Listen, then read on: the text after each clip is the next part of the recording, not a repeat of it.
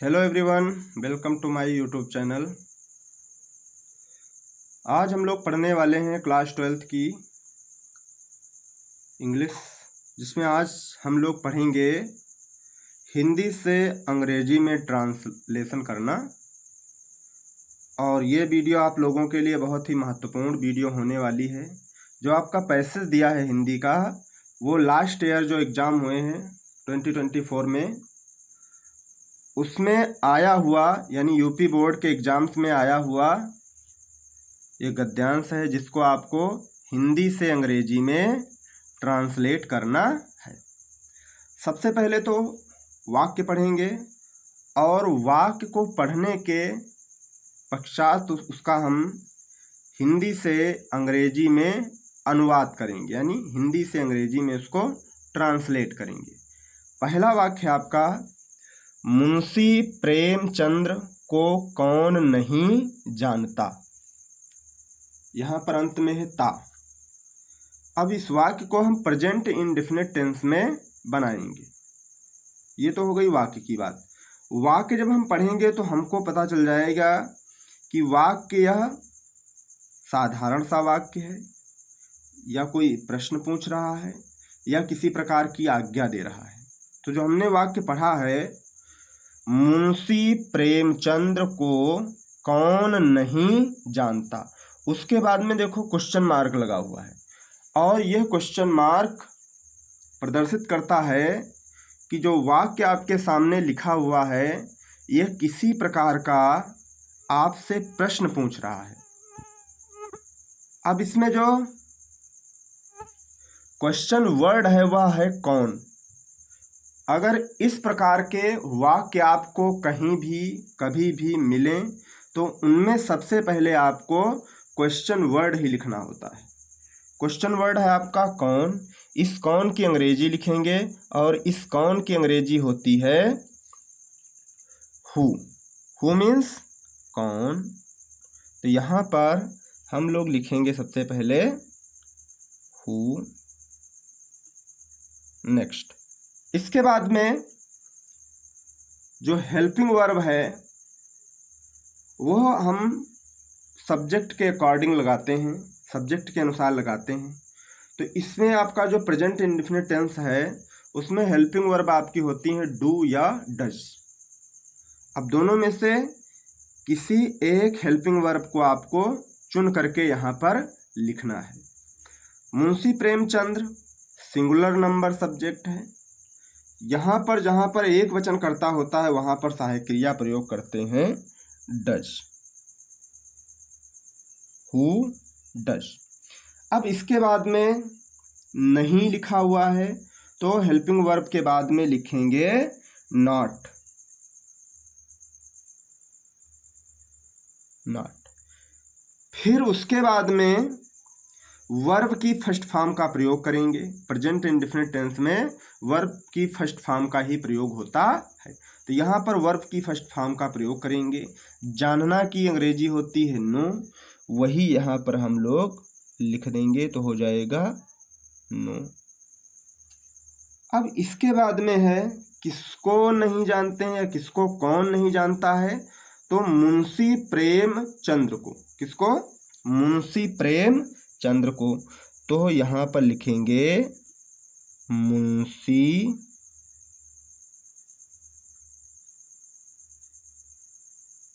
प्रेम और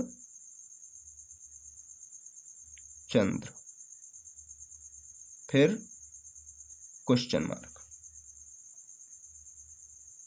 ये हो गया आपका वाक्य। अंग्रेजी में क्या वाक्य आपका बना? Who does not know Munshi Premchandra. Munshi Premchandra को कौन नहीं जानता। नेक्स्ट जो आपका सेंटेंस है वह है, अधिकाधिक लोगों ने उनकी कहानियों तथा उपन्यासों को पढ़ा है। अधिकाधिक लोगों ने, अधिकाधिक लोगों के लिए क्या लिखेंगे? More and more. More and more. More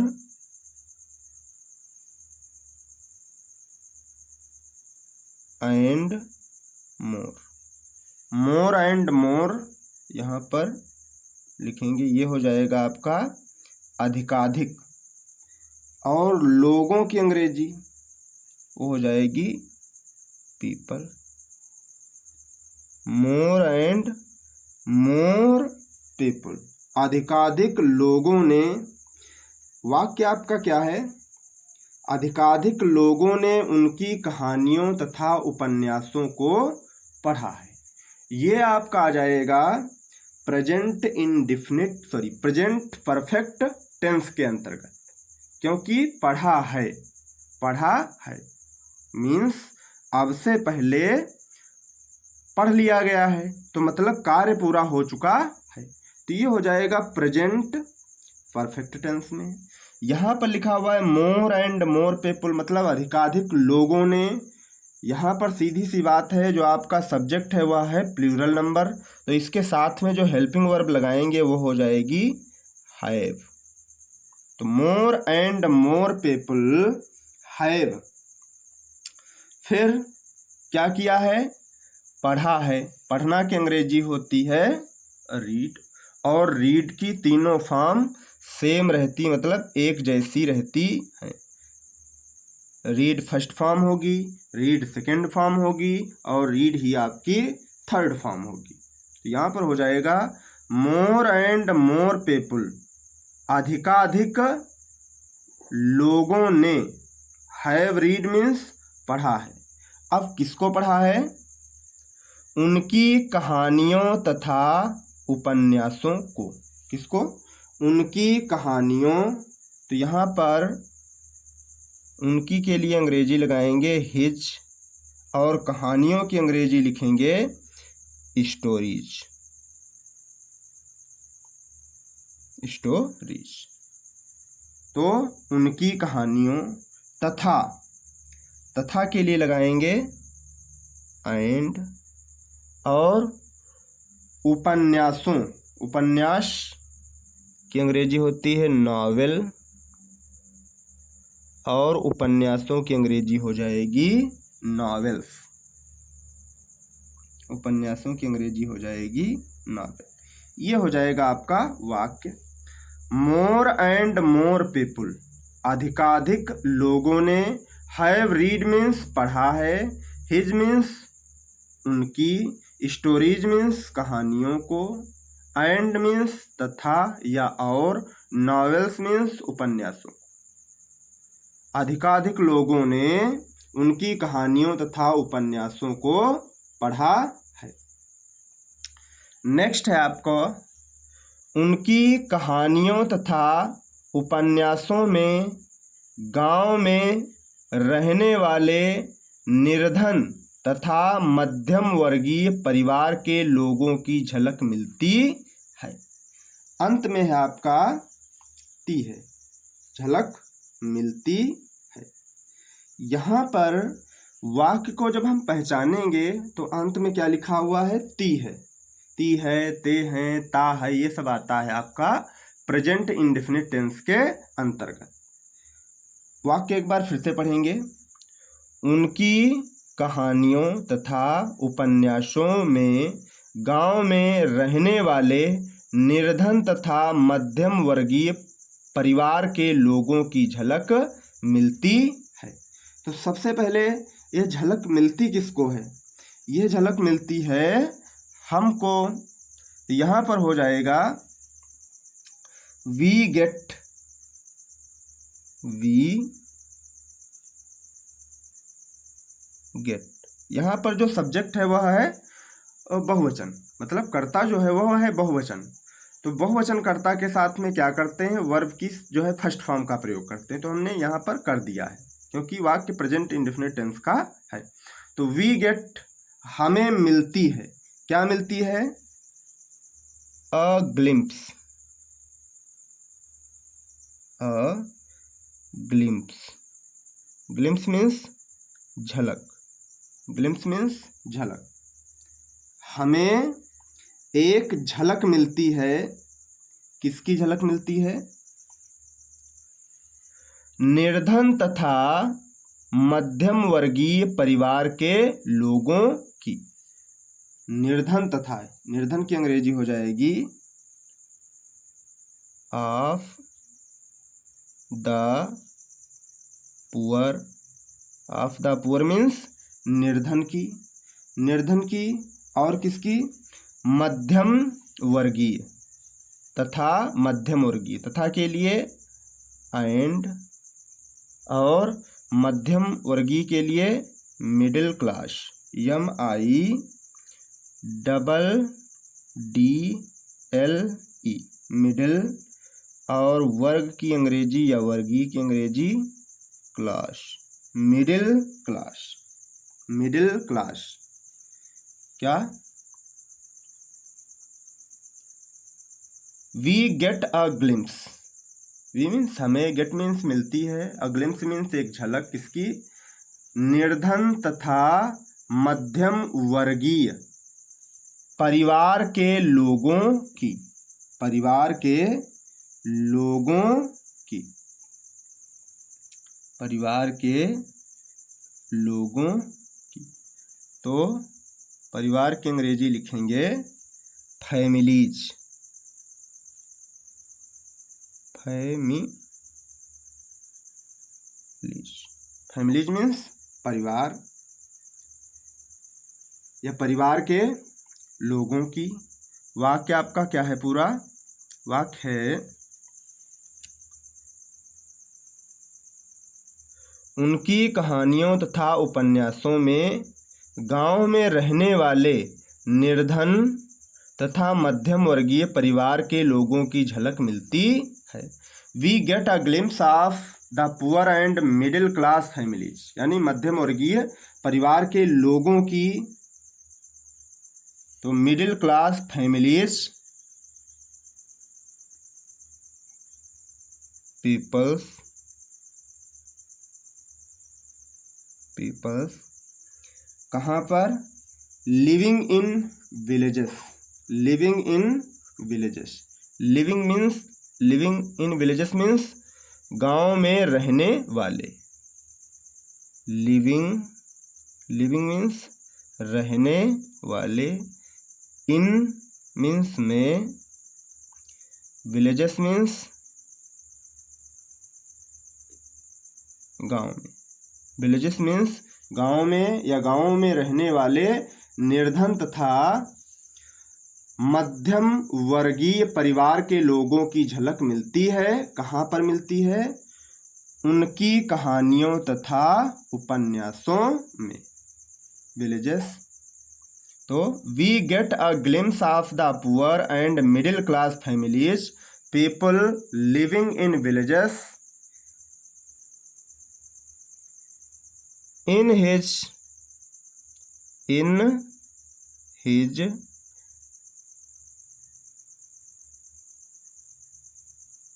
stories, in his stories, in means में, his means उनकी, stories means कहानियों, तथा उपन्यासों में, in his stories and stories and novels, novels means उपन्यासों में। We get a glimpse of the poor and middle class families, we means हमें, get means मिलती है, glimpse means झलक, of the poor, poor means निर्धन, and middle class families और मध्यम वर्गीय परिवार या परिवार के लोगों की, लिविंग इन विलेजेस जो गांव में रहते हैं, in his stories and novels उनकी कहानियों और उपन्यासों में हमें गांव में रहने वाले निर्धन और मध्यम वर्गीय लोगों की झलक मिलती है। नेक्स्ट है आपका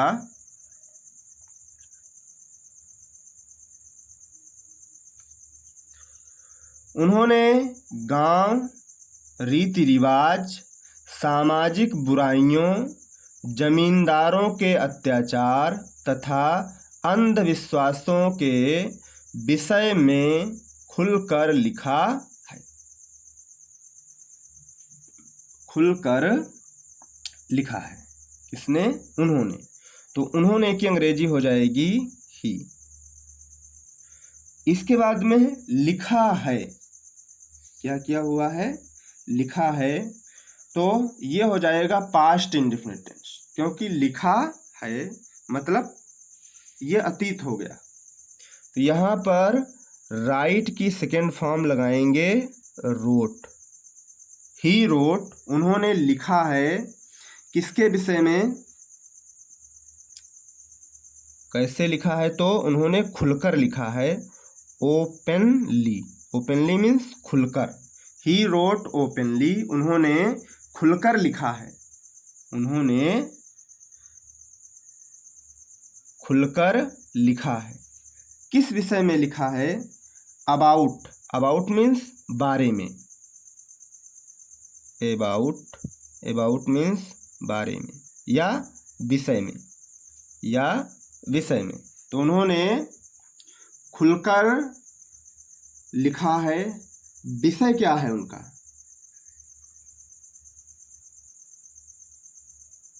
विलेजेस। विलेजेस मीन्स गांव। उन्होंने गांव के विषय में खुलकर लिखा है, कामा। और किसके बारे में लिखा है?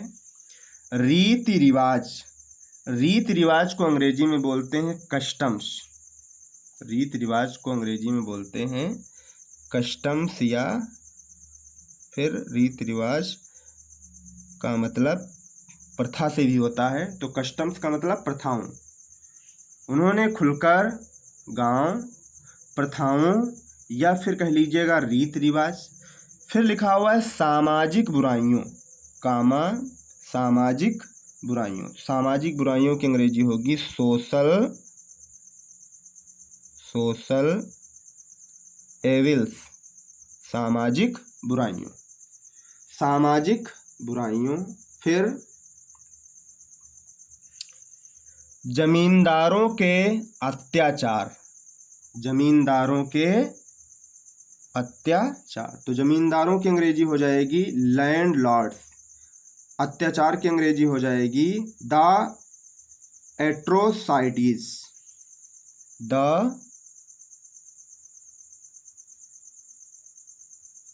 एट्रोसाइटीज या एट्रोसिटीज ऑफ। जमींदारों की अंग्रेजी हो जाएगी लैंडलॉर्ड्स। लैंडलॉर्ड्स, या फिर यहीं पर लिख लेते हैं एट्रोसाइट्स ऑफ लैंडलॉर्ड्स।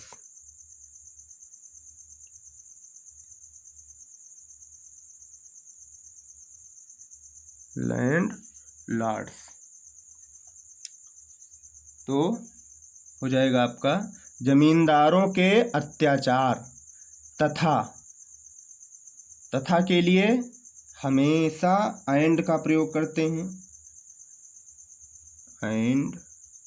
और फिर आपका दिया है अंधविश्वासों। अंधविश्वासों की अंग्रेजी होती है सुपरस्टिशंस। सुपरस्टिशंस,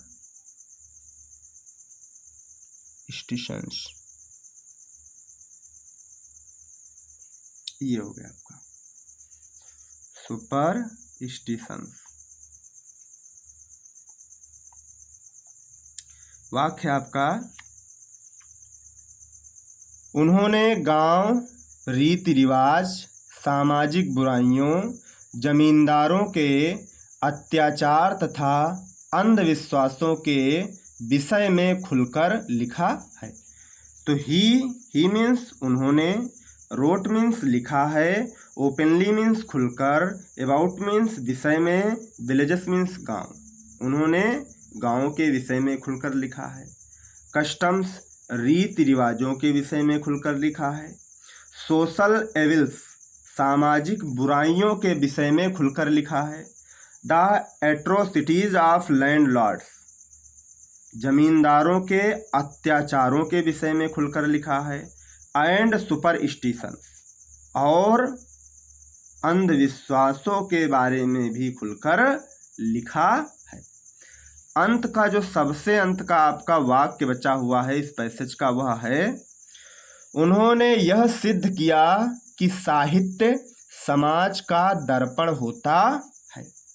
उन्होंने यह सिद्ध किया कि साहित्य समाज का दर्पण होता है। तो उन्होंने की अंग्रेजी हो जाएगी ही। अब फिर क्या है, सिद्ध किया, सिद्ध करना की अंग्रेजी प्रूफ। और वाक्य चूंकि पास्ट इंडेफिनिट में है, अफर्मेटिव है, तो यहाँ पर वर्ब की सेकंड फॉर्म का यूज हो जाएगा। तो प्रूव्ड, ही प्रूव्ड, उन्होंने सिद्ध किया। क्या सिद्ध किया? यह प्रूव्ड, ही प्रूव्ड, उन्होंने सिद्ध किया। He proved it, it means यह, उन्होंने यह सिद्ध किया। He proved it that, that means कि साहित्य समाज का दर्पण होता है। साहित्य की अंग्रेजी होती है लिटरेचर, लिटरेचर, LITERATURE।